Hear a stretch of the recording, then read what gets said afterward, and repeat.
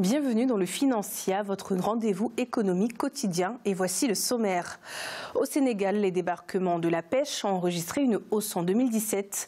Ils se sont élevés à 531 076 tonnes, alors qu'ils étaient de 502 511 tonnes en 2016. L'Afrique a un marché de capitaux prometteur. En effet, ce ne sont pas moins de 135 émetteurs d'obligations qui ont opéré sur le marché en 2017. Et la Banque africaine de développement compte faire évoluer ce chiffre en 2018.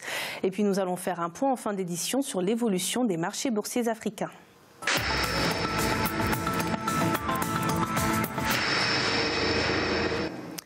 D'après les chiffres de la direction de la pêche maritime du Sénégal, les débarquements en 2017 ont enregistré une hausse de 28 565 tonnes.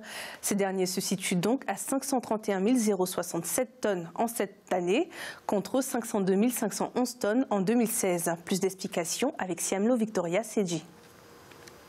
Au Sénégal, les débarquements de la pêche en 2017 ont connu une hausse de 28 575 tonnes. C'est ce que révèle la direction de la pêche maritime dans son rapport de fin d'année. Selon elle, le nombre de poissons et autres produits halieutiques capturés a dépassé la moyenne atteinte en 2016, qui était de 502 511 tonnes, pour atteindre 531 076 tonnes. Une hausse de 5,7% en valeur relative. En 2016, les revenus tirés des produits halieutiques exportés ont généré 204 milliards de francs CFA. En 2017, le gouvernement a vu ce chiffre croître à un peu plus de 220 milliards de francs CFA. La pêche génère 30% des recettes d'exportation devant le tourisme et les phosphates, mais elle peut encore faire mieux. On a du mal à faire respecter le repos biologique. Il y a aussi la grande pêche industrielle avec des navires chalutiers et parfois aussi dont le système de contrôle est pas tellement certain. Ça fait un peu plus de ressources qui s'évadent sans le contrôle du pays.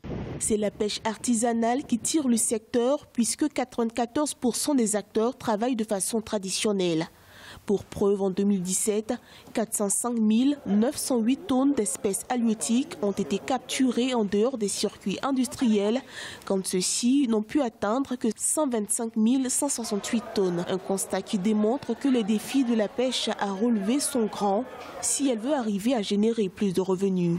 D'abord, de faire une pêche responsable, donc c'est-à-dire une pêche qui respecte la ressource, sa reconstitution naturelle. La pêche artisanale a des défis. Les problèmes que nos pêcheurs ont avec les pays voisins, il est au centre de nos défis, c'est que nos pêcheurs doivent respecter la souveraineté des pays voisins. Depuis l'initiative Plan pour un Sénégal émergent, les autorités sénégalaises ont formulé l'ambition de révolutionner le secteur. Entre raréfaction des ressources et modernisation, le secteur pour se relancer nécessite une véritable restructuration. Le développement accéléré de l'aquaculture initié compte s'appuyer sur 3 axes stratégiques permettant de booster la contribution globale de l'activité de pêche avec 95 milliards de francs CFA de recettes d'exportation. Dans le cadre de la mise en œuvre de son plan d'urgence pour le Sahel, le Burkina Faso envisage d'investir 154,9 milliards de francs CFA en 2018 pour le développement de la région, des fonds qui serviront entre autres à la mise en œuvre de politiques multisectorielles dans les régions et les zones en proie à l'insécurité. En 2017, le pays avait déjà investi 81 milliards de francs CFA dans la construction d'infrastructures sanitaires et sécuritaires dans le cadre du même programme. À noter que le plan de développement établi sur la période 2017-2020 a un coût total de 455 milliards de francs CFA. L'Afrique a un marché de capitaux prometteur. Telle est la conclusion qui ressort de la conférence annuelle de la Fédération des sociétés d'assurance de droit national africaine. Selon les chiffres officiels, ce sont 135 émetteurs d'obligations qui ont opéré sur ce marché en 2017 et ils sont susceptibles d'augmenter en 2018 puisque la Banque africaine de développement compte soutenir les pays membres. Plus de détails avec Siamlo Victoria Sedji. Selon les données présentées par la BAD, Banque africaine de développement, le marché africain des capitaux est très prometteur. En 2017, ce sont 135 émetteurs d'obligations qui ont opéré sur ce marché avec un encours total de dette de 368 milliards de dollars.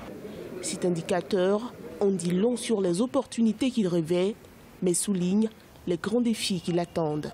Ce chiffre est relativement très bas, il faut le reconnaître, mais il faut aussi prendre conscience que ce chiffre peut s'améliorer si les conditions réelles sur le marché financier étaient respectées. Aujourd'hui, il y a un certain nombre de préalables que nos économies doivent pouvoir assurer pour rendre le marché des capitaux beaucoup plus attractif.